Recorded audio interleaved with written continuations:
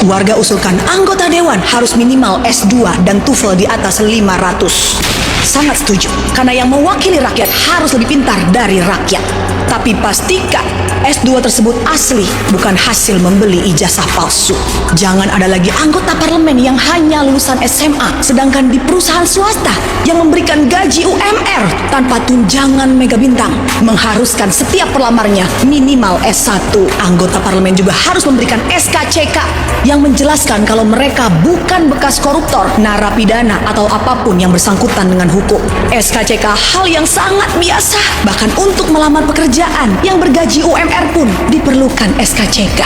Sama untuk pekerjaan lainnya, mereka juga seharusnya mengantri untuk tes tertulis dan juga wawancara. Tidak perlu coblos-coblos karena menghabiskan uang negara.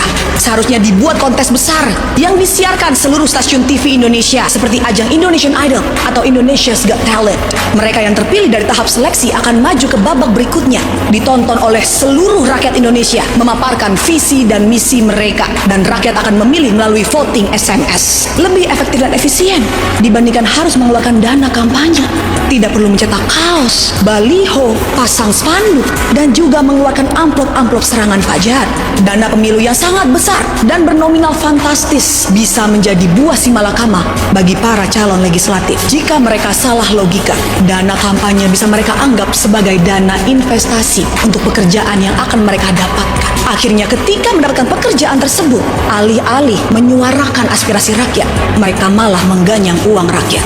Sama seperti orang mencari kerja kebanyakan untuk menyandang status yang sangat prestigious. Mereka harus berpenampilan menarik, good looking, IPK minimal 2,75. Mereka harus bisa Microsoft Office dan Canva untuk membuat presentasi. Mereka juga harus pandai berpublic speaking agar di depan pers tidak mengatakan rakyat tolol sedunia.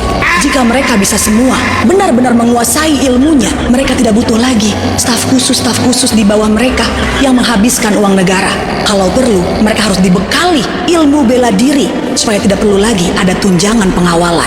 Tunjangan rumah juga harus ditiadakan. Halaman gedung MPR, DPR masih sangat luas. Masih cukup untuk dibangun rumah susun ataupun apartemen agar mereka tidak kena macet di jalan.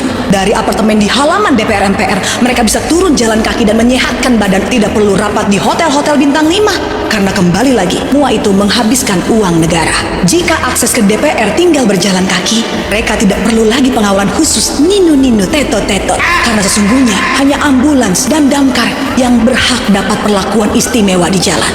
Dan yang terakhir, tes yang paling penting harus dites bagaimana konsentrasinya selama rapat. Jangan sampai ada yang bermain judol ataupun tidur saat rapat berlangsung.